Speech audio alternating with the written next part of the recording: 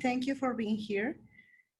Today we will have a very special webinar with Dr. Anne Hilty about conflict resolutions in BPW. Anne Hilty is a psychologist, writer, researcher, and entrepreneur. She is the founding and past president of BPW Hong Kong and was the organizer of the 2014 BPW International Congress in Jeju, Korea. In addition to BPW Hong Kong, Dr. Anne is also a member of BPW clubs in New York City and Thessaloniki, Greece. A member of BPW International Task Force on Peace, team leader of 4 BPW projects, and co-facilitator of this leadership webinar series. Thank you very much to all of you, and thank you for our main speaker, Anne. The floor is yours. Hello to my BPW sisters. I'm Dr. Anne, and I'm a psychologist, and today I'm here to talk to you about resolving conflict. Conflict is a normal human condition, in fact, and it also is found in organizations, including ours, and at all levels. So let's talk about it. Some days, if you're in a leadership position, conflict feels like this. You're just trying to keep all the lions and tigers and leopards at bay from attacking one another and attacking you, or so it can feel. There are 3 areas of resolving conflict that I'd like to talk to you about today. The first is dealing with difficult people. Some people by their nature just seem to be difficult and to have difficulty in relationships and can also be problematic in your organization, your affiliate. The second category is conflict resolution. What is conflict and how do we resolve it? And the final category is mediation. When our other efforts have failed, we may need to bring in a third or neutral party to help us mediate the situation and to resolve the conflict. When mediation fails, although we're not looking at this today, there are 2 other options. And one is arbitration, which is a legal form of mediation in the courts. And one is litigation, which is lawsuit. We hope never to actually have to go to either of those. First of all, dealing with difficult people. We have all dealt with difficult people at one time or another in many different areas of life, including BPW. And we can all identify with this picture, I'm sure, in any one of these 3 positions at different times. There are a number of types of so-called difficult people. The first is our perfectionists. And while someone who's trying to reach perfection all the time can seem like a benefit to your affiliate because they'll always do a really good job of things, or at least try their best, they'll also always fall short of that mark because no one can reach perfection. And to always strive for this means to always be dissatisfied in yourself and others. So that's a difficult personality to have to deal with. The second, in typical American slang, is control freaks. The freak part. Controllers, the ones who have to control every situation, are also difficult to deal with. Might be you or me. We might be any one of these ourselves. I'll talk more about that later. But the controller wants to really be in charge of everything and to determine the path and the outcome of everything that you do in your affiliate or federation or at international level. So that can also be difficult or challenging to handle if you're the one in leadership position. Creatives, sounds positive, mostly is. But the creatives are the rules breakers, the ones who don't like authority, the ones who don't really see the point in having all this structure or all these regulations and really want to do things their own way. Again, can be difficult. The shapers, well, they relate a little bit to the first 3, but the shapers are really always trying to make you into a different person, make the club into something different, always trying to shape and mold everyone and everything around them. Aggressive, those are our bullies, our autocrats, our dictators. Very difficult to deal with. Defensive, and who always says, wasn't me, never me, I'm not to blame, it's somebody else, and never take responsibility. Submissive, Well, if you're in a leadership position, you need followers, so to speak, although the true leader empowers everyone else to lead too. But the submissive is someone who never really lets you know where they stand. In fact, they often don't know themselves. Can't take a stand on anything, can't voice an opinion. Anything you decide is okay with me. I'm just here to meekly follow. But in fact, usually what you decide is not okay with them, but they won't let you know that either. So generally indecisive and unable to commit. And the last category, I think, is something we can't really resolve. We have to walk away from. And that's the truly unethical or corrupt person. The person who is doing something, or maybe many things, that harm the organization or the affiliate or the federation. And once you recognize that, they need to be asked to leave, because there is no real resolving of that. Here's another way of looking at difficult personalities, and we've all known and or possibly been one of these or more at some point in our lives. First of all, we have the know-it-alls, the ones who are actually arrogant. They think they know more than everyone else. They may know a lot. They may be very intellectual or broadly read, have a wide experience, but they carry that over other people. And if they're wrong and proven wrong, they resort typically to a very defensive position. Secondly, we have the passives, the ones that never offer any ideas. We touched on that in the previous one. Thirdly, the dictators, the aggressives, bullying and intimidating, demanding and overly critical. The yes people. The yes people will agree to anything you ask them to do, but they won't usually be able to follow through on that commitment. They tend to say yes to everything, which is also becoming overly committed, and everything suffers as a result. They're eager to please. The no people are focused on the negatives. We can't do this because she's not such a good leader, because this is wrong because, and very rigid and inflexible. And then the gripers, which is another word for complainers. And the complainers, nothing's ever right. That's different from the no people. The no people look at the negative side. The complainers just think that everything is wrong, but they can't bring themselves to focus on solutions to those problems. Lots of difficult personalities. Even more, in my profession, we have a number of actual disorders of personality. This is when personality traits become such a problem that they disrupt or disable someone's life. And that's a disorder needing treatment, needing care. First is borderline personality disorder. This often is called one of the most difficult to deal with in the field of psychology. It doesn't mean borderline maybe is, maybe isn't. It actually is different from that. It's borderline because it is marked by instability. The personality is unstable. The relationships are unstable. Their own self-image is unstable, and their emotions as a result. And a lot of impulsive behavior, and also very manipulative in the end. Really a challenge to deal with.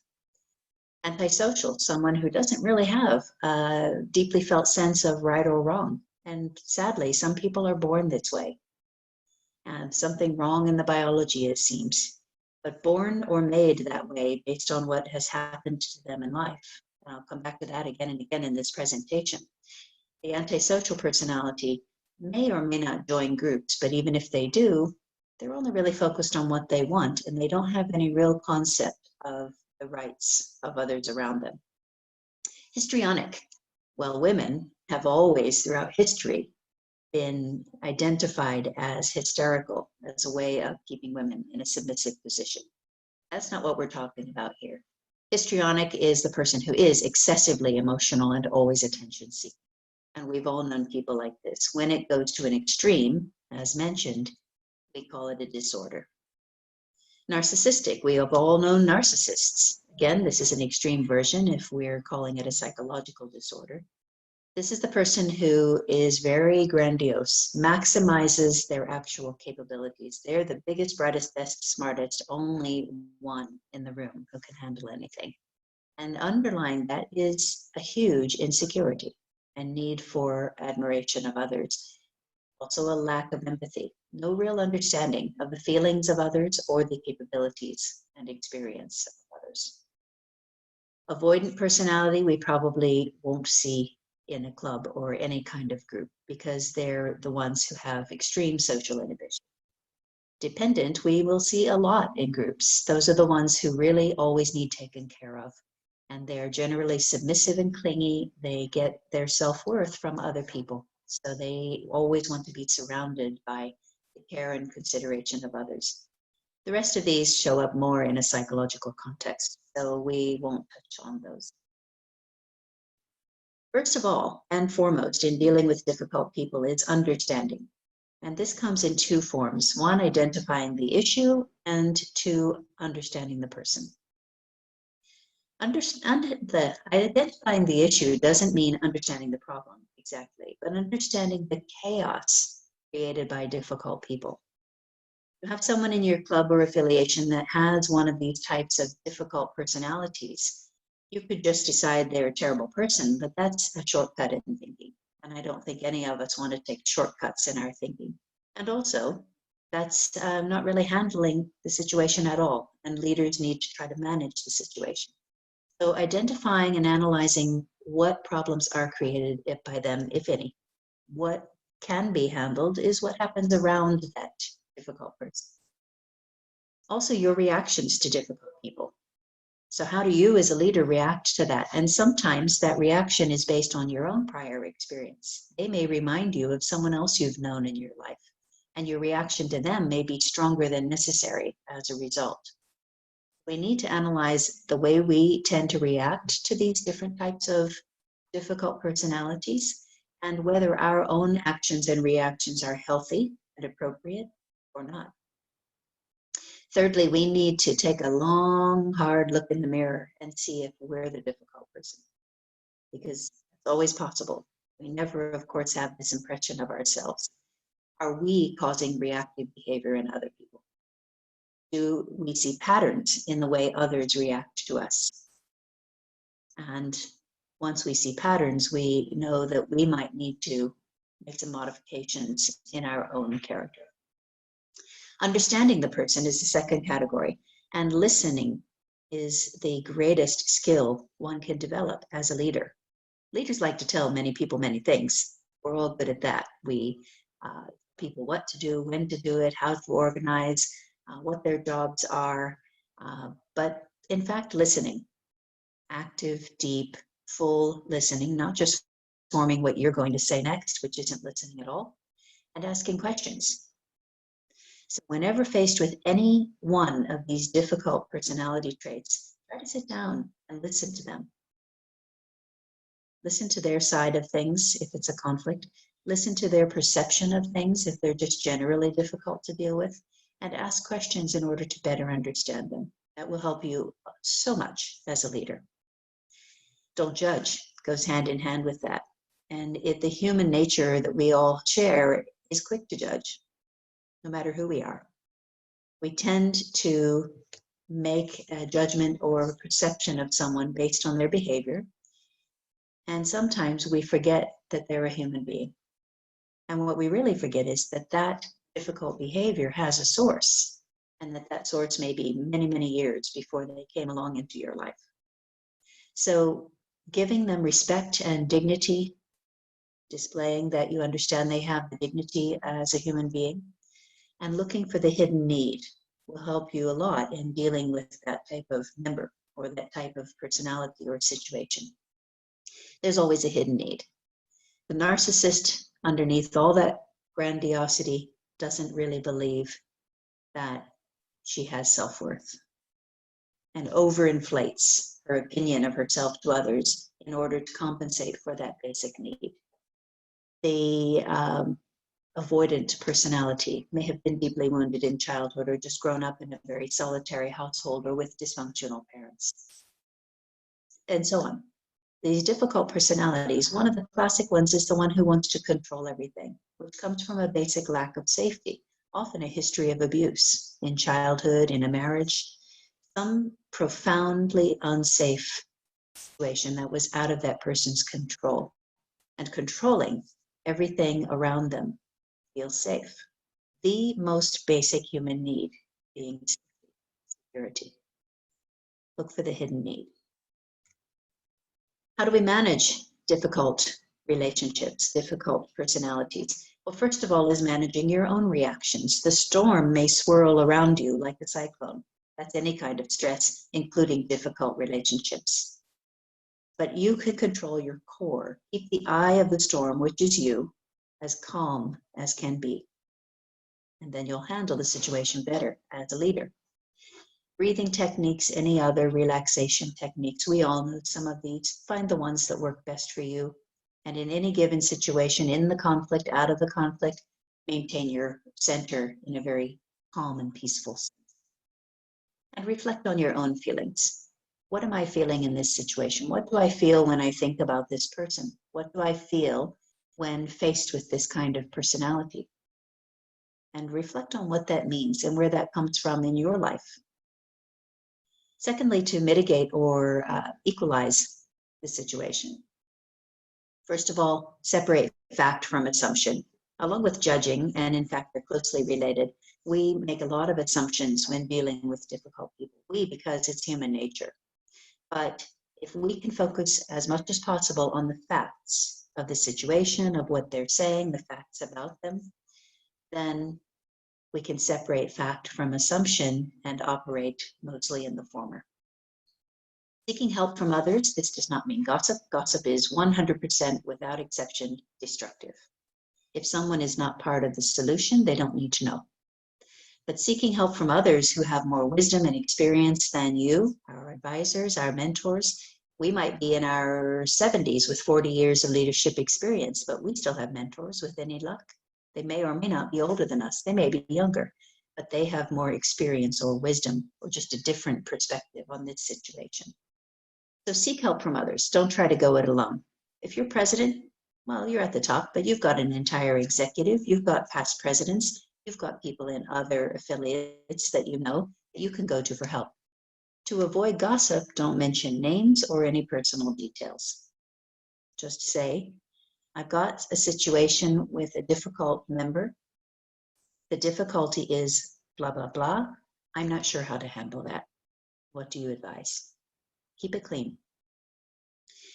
Separating self from other when possible, the third point there, means don't take it personally. You are two separate individuals, each one with her own personality. Those personalities might not click, and one might be a little more difficult to deal with than the other, today anyway. And so separating from that situation will help us to remain objective. Don't try to change the other person. Well, anyone who's ever been married or in a close, intimate relationship knows this well. We certainly influence each other. But if you're setting out to change the so-called difficult person, you won't. It's probably their core personality by now. They can mitigate that, but it's still a core personality trait probably from long, long ago in their life, and it's not that easy to change. And more to the point, that's not your job as a leader or as another person. So you can influence the situation, you can create a better relationship, or you can walk away or ask them to walk away. More on that in a minute. But if you're setting out to change them, you have already failed, actually, this kind of situation. But also don't let her be toxic. If there's a toxicity, by which we mean this person is not just difficult to get along with, but is actually a negative influence in your club or your federation or at international level. If this is a truly negative influence that's causing harm to your affiliate or to our organization, they have to go. There's no other way around that. That doesn't get resolved. Perspective and also leverage. Well, perspective, there are three classic ways to look at any difficult situation, including dealing with a difficult person. And one is realistic optimism. It doesn't mean through rosy lenses that everything is okay when it's not, because that's no kind of solution. But this is being realistic about the situation, but also optimistic. Seeing it as an opportunity to improve your conflict resolution skills or your skills in dealing with a difficult person. Seeing it as a chance for growing as a leader. Seeing it as a chance to see things in a different way. Ultimately, you may not end up seeing things the way that the other person sees them, but it gives you a chance to expand your own viewpoint. and so on. So try to look at this not only realistically, but also with a note of optimism. Reverse lens is when you try to look through the other person's eyes or see their view on things. And that goes a long way toward compassion and empathy for whatever has made them difficult to deal with. If you're seeing it through their eyes and you see that behind this person who's always bragging and boasting and thinks that they're better than everyone else, the narcissist, and you see a little girl that was always told that she was worthless and is overcompensating for that, for example, trying to see through the other person's eyes will ease quite a lot the tension and anxiety that comes with difficult personalities. The third lens is the long lens. Will this situation that's bothering me today, or this person that is difficult today, will this matter to me in 5 days, 5 weeks, months, years? If any of that is no, let it go. Let it be. Lay it down. So taking a long view and not getting caught up in the moment is another very useful, sometimes critical lens. Leverage. How can we leverage the situation for some advantage to us? Not in a manipulative way, but in a positive way as a leader. First of all, knowing yourself, self-awareness is critical. Understanding your feelings and reactions in this situation. Remaining calm, as I mentioned. Gaining clarity of the situation. I mentioned understanding of the issue, the chaos around the person themselves. And asking questions is the best tool there. Sticking to the facts, also mentioned, but also acknowledging feelings. Don't come from an emotional perspective, because actually that's not objective and it's not leadership. But acknowledge your feelings as a human being. I feel upset in this because I feel hurt in this situation.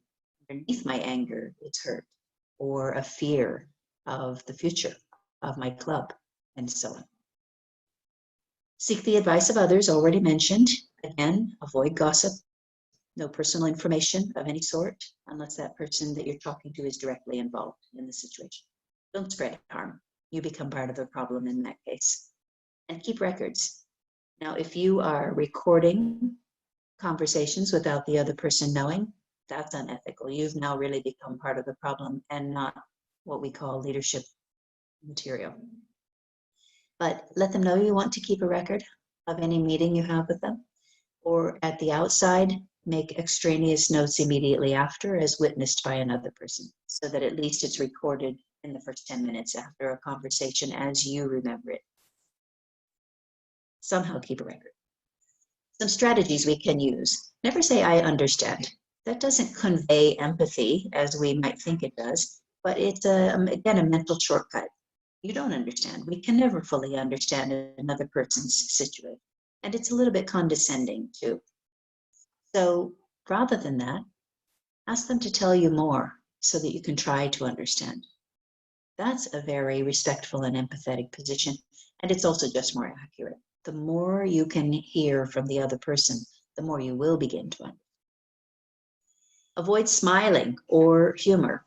This may seem counterintuitive, but in fact, if the other person is upset about something or seeing something in a negative way and you're smiling or trying to make a joke to lighten the tension, perhaps, to deal with the anxiety you're feeling as well, it usually will backfire. It will seem as if you aren't taking them seriously. You think this is a joke, you're belittling them or being condescending. It almost never works in the way that we would like it to. So just avoid it, but don't look grim. So if you have an open and engaged expression on your face, you are actively listening and not just waiting to speak or forming what you're going to say, but you're actually listening and reflecting back to them what they just said. What I understand from what you've said is this. That sort of engaged listening shows that you're actually trying to resolve whatever's before you, particularly trying to understand. Don't be defensive. Defensive never works. I didn't do that, it's you. Done, game over. You have lost. You have failed in your goal as a leader to deal with this person or this situation. So Also returning anger with anger. Now, it's very hard if someone is shouting at you not to get angry in return. That's very hard. But as a leader, that's a skill that you want to continually develop so that you always storm around you, calm eye of the storm. Always maintain your calm. Don't argue or try to convince the other. Very seldom useful. Each person presenting their view, coming to some middle point, much more useful. But trying to convince the other to your way of thinking is usually not very helpful. And it also gives them the message that their way of thinking doesn't have value. The next point here, if you take anything away from this presentation, it should be this, in my view. Kindness, compassion, commonality, and calm. Kindness, compassion, empathy. Commonality, what do we have in common? We are both human beings who deserve respect. We are both women who are, in one way or another, interested in furthering the cause of women. There may be other things in common. Maybe you're both mothers. Maybe you're both leaders in your fields. Maybe you're in a similar profession. Look for the commonality and remain calm. Kindness, compassion, commonality. Share your view, treat the other with respect. Set limits and boundaries.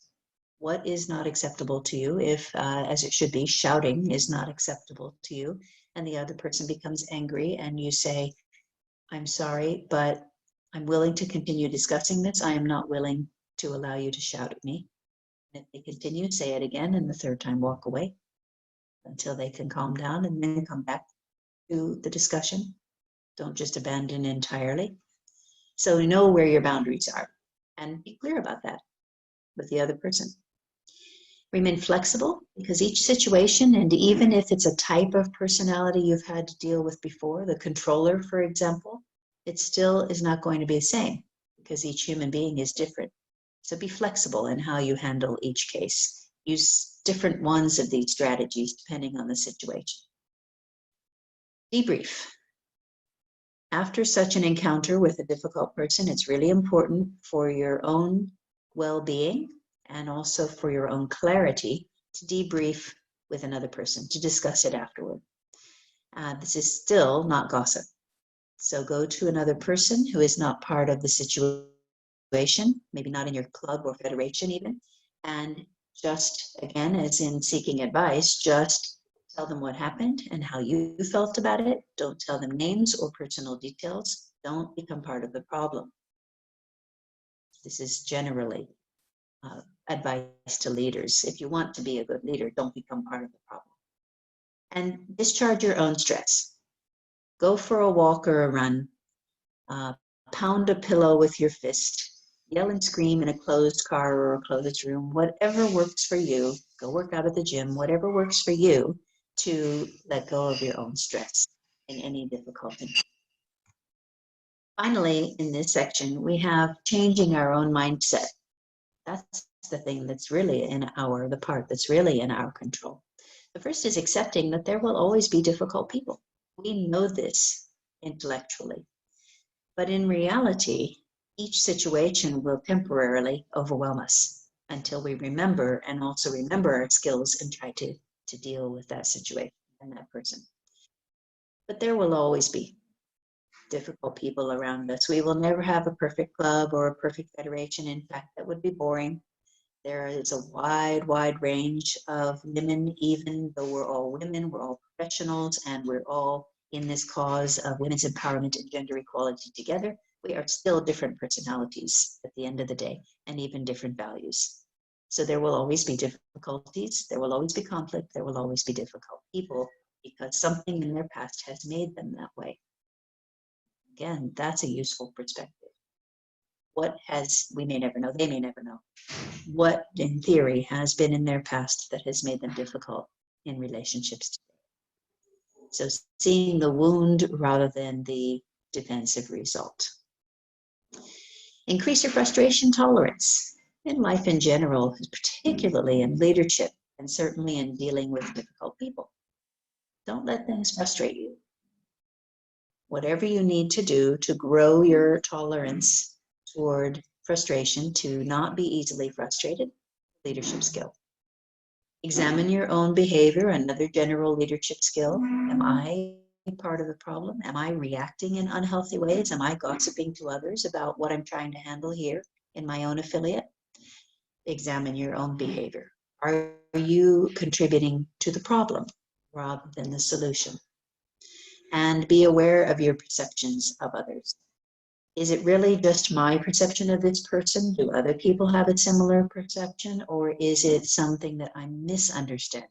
Is this person reminding me of someone else in my life? And really, my feelings are more about that than about this situation or this person. Be super aware of your perceptions of others.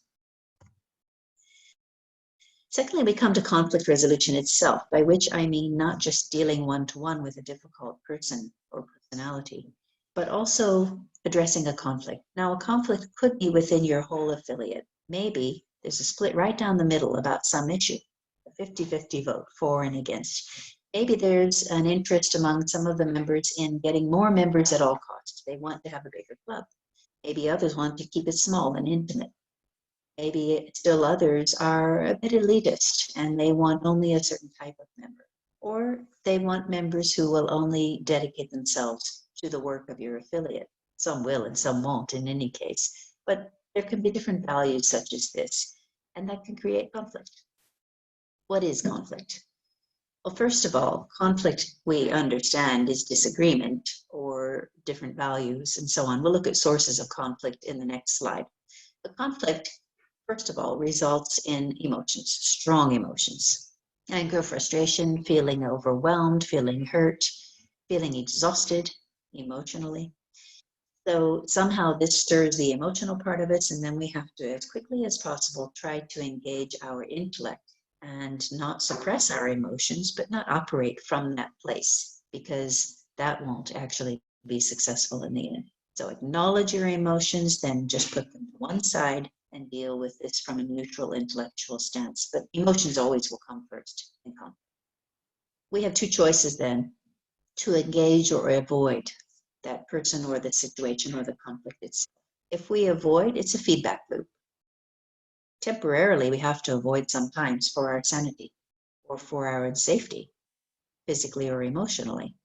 But if you just avoid, then that goes right back to the conflict, which remains unresolved. Maybe now it's buried a little, but it's still there. So avoidance is not ultimately a solution. Feedback loop. If we engage, but we try to control, dominate, persuade the other person or the other half of our club to see things our way, or otherwise handle in a heavy-handed way, that's also a feedback loop. Excuse me. That also comes back to conflict, because it's not resolution. It's power over instead of power from within and servant leadership that empowers everyone. So we need to work more toward that model of empowering everyone, even when we 100% disagree, and engage in a process that will come to some kind of resolution and get us out of one or the other of these feedback loops, so that we're not always feeling like we're in conflict. Root causes of conflict. Well, let's start right at the bottom in the yellow box, which is personality clashes. I talked a lot about difficult people. In general, neither one may be difficult, but they may be different types of personality. And so it's still going to create a conflict. Personality clashes. Going up on the left-hand side in the gray box, we have value and also culture clashes. And I've mentioned that there can be lots of differences in our values, even if our common goal of women's equality and the status of women is the same. Different values, different culture. In an international organization such as ours, we may not have so much culture clash at the local level. We may have a little more at the national level when people are coming from north, south, east, west, different regions, different cultures. But also, certainly at the international level, this is an enormous factor, and one of the areas that I study a lot about. So culture can be differences regarding time, regarding structure, hierarchy, or an egalitarian approach, direct or indirect ways of communication, and so on. So this is an obvious source of conflict. Ineffective communication, going right up the left-hand side, as I just mentioned, communication also is a source of conflict if it's not effective or open and engaging. Good communication is a lot of listening, active listening, as I mentioned before, deep listening, meaning reflecting back, trying to understand, hearing fully, remembering, not just forming your report or your response. So effective communication skills are critical to leadership, but also often a source of conflict. Organizational change. Well, from the club level on up, we will have changes from time to time, and some may not agree with those changes. Some may like the old way. Some may not see the point of the change. Others may see the necessity of the change, whatever it is. So this is always another source of conflict. Going around to the right, we have, let's skip the work part for a moment, but policies and practices, just as in the workplace. In our organization, we have certain policies. Some may violate those. Some may not agree with certain regulations. And practices are how we actually do things on the ground. And that often is a source of conflict. We have different opinions on how, even if we're sticking to the regulations, on how that should manifest in reality. So this is always a source of conflict as well in organizations particularly. Adversarial management. You can have aggression within the executive, disagreements, different values, whatever the conflict is, but also adversary, in that management styles can differ. And particularly if someone is very autocratic, if you have a president of a club, for example, who wants to do things all her way, first of all, that's not true leadership. But secondly, that's real conflict. If you have someone on any board who's causing problems, maybe just by not doing their job, you have management, so to speak, in our case, executives who are not representing the wishes of the members or not handling the operations of the organization very well at any level.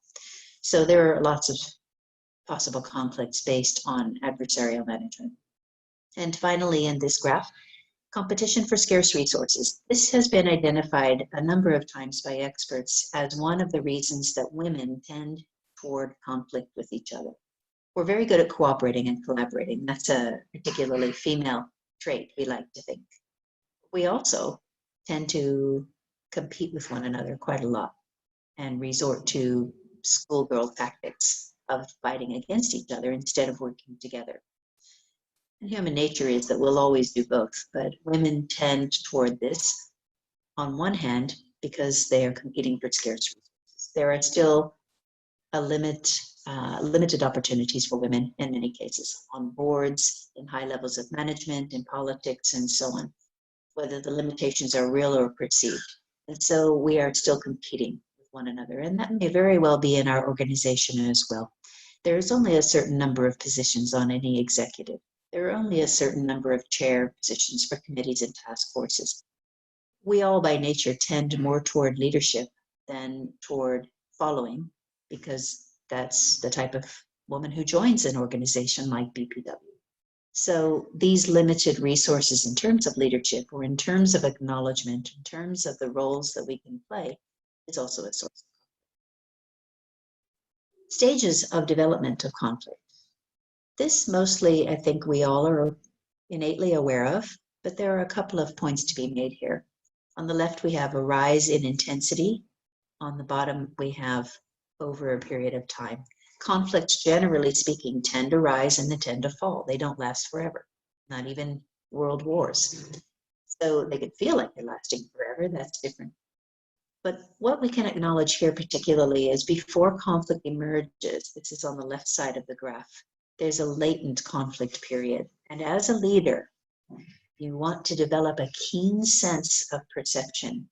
Be always on the lookout for potential conflict and try to diffuse it before it becomes conflict. Because there is a latent period where if we're keenly observing the way that our members are interacting with one another, the level of satisfaction and dissatisfaction, the sources of value differences and other potential conflicts, then going back to that previous chart, how many of those might apply to your affiliate or your federation as potential sources of conflict? Have you recently had an organizational change, for example? So what are latent conflicts and how can we handle them before they become an issue? Much easier than trying to resolve after, if we recognize it. Escalation, stalemate, when nobody's moving and the conflict is at its peak. It's also important to acknowledge that that's a hurting phase. Nobody's comfortable with that. Even the fighters who like to fight are still not comfortable with that. And it's not going anywhere. So that's when it feels like it's going to last forever, or it's going to break your affiliate or break our organization. And we have had breaks before, as any organization will have from time to time. So that's really a critical point. There is ultimately a de-escalation that involves a negotiation process, get to resolution and a settlement. But it's also important on that right-hand side to acknowledge that once the conflict is over, that's not all. After the conflict ends and you've come to some sort of agreement, there still needs to be a peace-building time. You need to rebuild those relationships, and you need to do it very carefully. And that is where a leader really needs to lead on both ends of this spectrum, identifying conflict before it happens, when it's still in the latent phase, and dealing with the aftermath when a conflict seems to be resolved. And basically it's win-win, everybody happy, or everybody moderately happy at least. Because you need to rebuild those relationships, and that needs to be very carefully nurtured. So what is conflict resolution? Well, we're determining, first of all, the interests of both parties, my interests, their interests, possible outcomes, exploring alternatives, and in the middle of this, whether or not it's legitimate. Some conflicts in the end, and that goes to that long view as well. Will this be important in 5 days? Will it be important in 5 years? Well, that doesn't mean it's completely illegitimate, but maybe it lessens the legitimacy a bit if it's not going to be important, which in fact is true for most conflicts. Some conflicts might be determining the course of your organization, pretty legitimate. Others are about what venue to use for your next event, not important. After the event, people might be less than happy with it, but it won't determine anything. Legitimacy. And so we have on this next table 2 sides to our graph, which we can see in any conflict and any point of conflict resolution or process of conflict resolution. On the left-hand side, how concerned are we for the issue? That goes back to legitimacy. Do we only have a low concern, only minorly concerned about the issue itself, all the way up to a really major concern, determining the outcome of your organization concern? On the bottom of the graph, we have the concern for the relationship, the one-to-one between groups within all of parts of our organization, any level. When we move up on either or both of these scales, there are different outcomes or different objectives to outcome. If the concern for the issue is low, and also the concern for the relationship is low, then everybody just withdraws or avoids. That's not really an outcome as we saw before. It doesn't resolve the conflict, but the conflict will go away because it's not important to anybody. It's just a temporary conflict. When we go higher on the concern for the issue, if we're not concerned for relationship, that's where we compete. We're going to try to win that conflict. As the relationship also becomes more important, we'll reach a point where we're willing to compromise. The issue is moderately important and the relationship is moderately important. We meet in the middle on all counts, we compromise.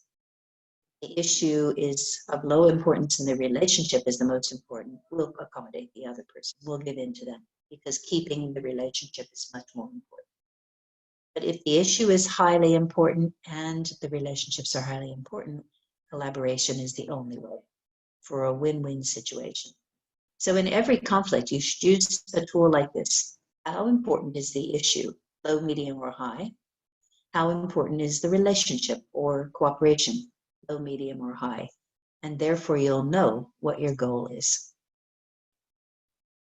And conflict resolution then looks like this. We identify the problem that's causing the conflict. That's where it begins. That's in the middle right-hand side here. We identify the feelings associated with the conflict so that we are not suppressing them. If you suppress your feelings, they're just going to come out in unhealthy ways. You can't really keep them down. But we have to identify them in order to get past them. I feel hurt in this situation. I feel a bit betrayed. I feel angry. Usually anger, though, is a first defense. So what's beneath the anger? I'm unsettled by this. Whatever the feelings are, we need to identify them in order to move past them to the impact of the problem. If it's low impact, maybe we don't need to resolve the conflict. But if it's a medium or high impact, we'd better put on our boots and get in there and try to resolve it. So the next is decision, whether to resolve or not. Again, low impact, high impact, low value of relationship versus high value, previous chart. If we've decided to resolve, then we work for the resolution. That may seem obvious, but emphasis on the word work. Conflict resolution is work on both sides, all sides. If you're willing to work on it, because everything, both issue and relationship, is of high value to you, then again, put on your boots, roll up your sleeves, whatever metaphor you like, and do the work necessary to resolve the conflict. More on that work in a moment. Some of the elements of conflict resolution then is effectively conveying information, good communication skills, I messages, not you make me feel you did this. That's not helpful. I feel, I think, I would like to consider. Sensitive to people's feelings and polite or respectful to them as a human being. So empathy and respect. Avoiding gossip. Gossip is the worm in the middle of the apple. You are sharing information or conveying the problem to people who are not involved in the solution, then you are spreading the problem. You are growing the problem. Now not a problem between two people or within one club. It's now a problem that's expanded its borders. So avoid that at all costs. Accurately interpreting people's emotions. Don't assume you know how anyone feels. Ask them, explore, discuss, be empathetic, try to get a better sense of their feelings and what's behind their feelings. Remember, looking for the need of the person and calmly arriving at resolutions as a result. Some strategies. Defining acceptable behavior before a conflict. What is and is not acceptable in your club? Basically, what is not? So everything else being acceptable. So figure out in your club or your federation, where is the line? What's not acceptable behavior? Very early on, we should know that, to the degree that if somebody asked us, we could tell them. That maybe we even have posted somewhere as a set of ground rules. This and this and this is not acceptable to us. We'll ask you to leave. Or at the least, we'll have a conflict. Don't avoid conflict. Conflict will always arise. We will always, it's human nature, we will always have, if not just a fight over something, we will always have different opinions and different values. Avoiding is not leadership. I don't know how to put that any more bluntly. It's not leadership. So avoiding is also that feedback loop. The conflict has not resolved at all by avoiding it. Western style, most Western cultures, is to take conflict on head on. Most Eastern cultures tend more to wait a little and go around the conflict, but that's not actually avoiding, to be clear. That's actually more taking the long lens. Let's wait and see if this is important. If it's still important after some time has passed, then we'll approach it more directly. But let's give it time first. And the long view generally is more of an Asian quality than other parts of the world. That's not always the view to take. I'm just saying these aren't as opposite as they look. In any case, we can't just avoid it. It remains. It's just possibly buried, but it's still there. Choose a neutral location. That's obvious. No one should have an advantage in resolving conflict. Start with a compliment, but a genuine, authentically felt compliment on anything. But anything to start on a positive and genuinely, a genuine note of commonality or affection, if you will. Don't jump to conclusions. Don't take mental shortcuts. If you're a leader, you need to be in the habit of thinking deeply. and then thinking again, and then reflecting on what you were thinking. So don't jump to any conclusions or quick or judgments. Think opportunistically, not punitively. In resolving conflict, we don't want to think about punishing the other side or the other person if there are sides. We want to think less about there being sides, but to think of it as an opportunity for growth. A process of conflict resolution is an opportunity for you to further develop your leadership skills and for everyone involved to grow a little bit more, to become more mature and more experienced at handling conflict. Opportunity. Offer guidance, not solutions, for a psychologist, for a teacher, a parent, and also a leader. Offering solutions, tying someone's shoes for them is never really authentic. It doesn't get us further along. It's just doing for somebody else. So guidance as a leader helps us all come to our own solutions together. That's also the definition of empowerment, isn't it? So don't just offer solutions, even if you think you can clearly see how this can be resolved. Certainly voice your opinion. That's different. Constructive criticism shouldn't really even be the word criticism, but it's not your way is wrong because that's just criticism. It's more, have you considered this other view? Have you considered maybe if things were just done a little bit differently, you might get a better result? That's leadership. Don't intimidate, ever. The power, so to speak, of your position as a leader should never, ever, ever be abused. That's not good leadership. That's dictatorship. So don't ever intimidate one just because you're in some position of leadership. Never I say so because. Act decisively, however. Don't let people wonder what your opinion is or wonder what you're going to do or if you're doing anything. Indecisiveness is also not leadership. So do be decisive, which is quite different from intimidating or providing solutions. It just is referring to clarity and taking a leadership role, taking a more deliberate role.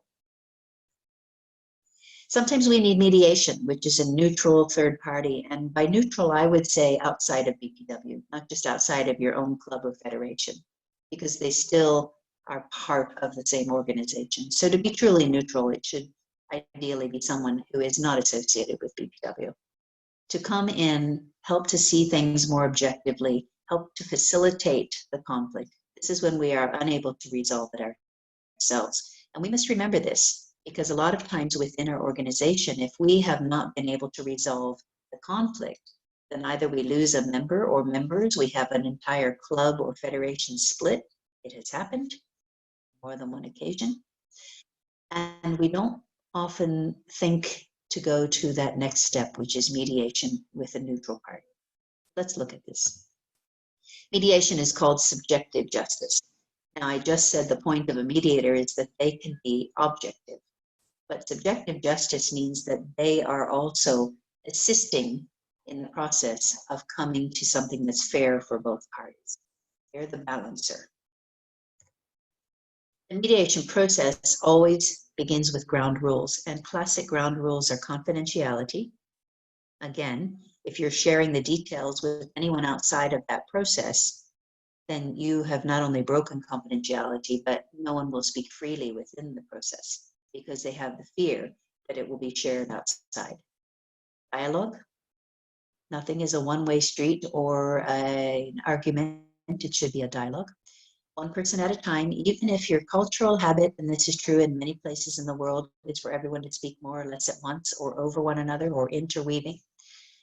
This process has to be one person at a time, because even though it's dialogue, it's calmly stating, calmly stating, stating, calmly stating. Maintain the calm to deeply listen to one another. It has to be one by one. I statements, I've mentioned a few times. That is so that you don't engender defensiveness in the other person. And also because it's more legitimate. Legitimately, I can tell you what I'm feeling and thinking. And I can feel that it's caused by your actions, but in reality, all I really know is what I'm thinking and feeling. And the cause can be many things. And so for practical purposes of not raising defensiveness, and also more legitimately and truthful to the process. Statements only from your own perspective. And solution-focused conversations. He did this, she did that, this happened in the past, this was wrong, this violates our regulations or constitution. All valid, but not helpful. So a mediator will focus on these ground rules and keep both parties or all parties focused on them. The last being to focus in a future direction. How do we resolve this? Means focusing on resolve is solution. There's a statement of the issues, which is a recap that's usually done by the mediator, because the mediator will have pre-session planning meetings with each of the parties, hear their side without the other party present. So the mediator will state the issues, restate the issues. The definition of the issues, why this is causing such conflict. That can come also from the individual parties involved. And not you did this or I didn't do that, but just a clear, calm, hopefully, a definition of why the conflict is there. What is actually the nature of the conflict? Developing alternatives that must be realistic, attainable, and agreeable. Coming to some conclusion, we hope, or compromise or agreement, and then a follow-up period to see that that's carried through.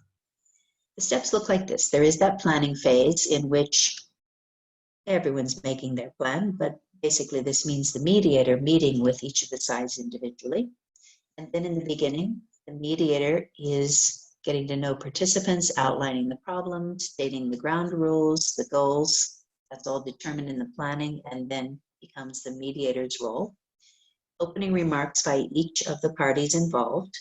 And the remarks are like opening remarks in a court case. They're just stating the situation as they see it, one by one. Then there's a joint discussion. Again, one by one discussion, but together. Then there may be caucuses, which is again back to individual meetings with each party and the mediator, if necessary. And finally, a period of negotiation to come to resolution. This can also look like this. This is just another model for the same process. I'm just going to touch on a couple of points here. One is on the left-hand side. We're going from past to future. First half of the process, more or less, is understanding and exploring the issues from all points of view, without those points of view attacking each other anymore. So it's looking at all the different perspectives, and the mediator is one by one going through those different perspectives, whether you have two parties or many more parties. And the second half needs to then focus on the future, which is problem solving and reaching resolution. So we are moving from a focus on the past to a focus on the future. And also that there's that post-mediation period of enforcing agreements. We all know from our political and advocacy roles that governments often agree to many things and then don't actually do them. So this can happen in mediation as well. There's an agreement with any luck, finally, and closure to the process, but then there's an aftercare period in which we have to ensure that all parties are following through on what was agreed upon. The role of the mediator, first of all, is to serve as a neutral facilitator. That's the beauty of a mediator. Secondly, to assist in generating, in creating, and also clarifying the options. In every process of conflict resolution, there are various options, and to explore those together, that's the role of the mediator. To summarize, restate, and prioritize issues, this is a lot like psychotherapy, which is my field. From time to time in the process and in the discussion among the parties involved, the mediator will summarize what's been said so far. This is also to keep things clear and objective. We'll restate. Party A said blah, blah, blah. Party B then said blah, blah, blah. And to prioritize. What I'm hearing is that this is a key priority for both of you, while this and this are lesser priorities, and this nobody's mentioned. Maybe it's not really a goal after all. Enforcing those ground rules. If anybody strays and starts to say, you did this, you made me that, for example, then to enforce that. I want to remind everyone of the ground rules, no cross-talking, no, please keep to I statements. Let's keep our focus on solutions. Evaluating options and possible consequences that maybe the parties who are still involved emotionally can't really see, and the neutral mediator can say, I see an option here and here. I see this possible outcome of that option. So again, neutrality helps them to see the situation more clearly and to identify areas of mutual interest. What I'm hearing is that all parties have this interest in common. Maybe we can focus first on that, and so on. Strategies by the mediator are to generally have rapport. Rapport includes empathy for all the parties involved. They're all human beings with needs, and good communication skills. That's basically my definition of rapport. Creativity. On the spot, in the sessions, you have to become pretty creative and look for other alternatives, other options constantly to help these parties come to resolution. Patience, a lot of patience as a mediator. It takes time, it's a process. You don't have any stake in the game, but your role is to facilitate it so that everyone is satisfied with the outcome and the conflict is resolved. It's a huge responsibility. Neutrality, of course, and also boundaries. This is not acceptable, and so we need to keep those. Participants should also solicit the mediator's opinion. From time to time, mediator, what do you think about blah, blah, blah? What do you think about this? And to offer their own ideas. Wait a minute, I'm thinking we could look at this that we haven't thought about yet, and it might have this outcome or that outcome. And participants must also take a reality test, which is, are they the problem? Are they creating some block that's preventing resolution in this conflict? Ultimately, we go from dispute through a process of negotiation. This is with dealing with difficult people, conflict resolution, or mediation. We then come to, if we're skilled as well as lucky, compromise. Compromise is that negotiation process, right? People are giving in a little bit on each side, not just one side. Agreement, and of course, resolution. Or as I like to call it, how to love difficult. So thank you for listening to this webinar today. We hope that it's helpful for you as leaders try to deal with difficult people, resolve conflict, and sometimes even act as a mediator, as the neutral party in conflicts, maybe in other parts of our organization or elsewhere. Thank you again for listening, and we hope to see you in one of our upcoming webinars very soon. Bye for now.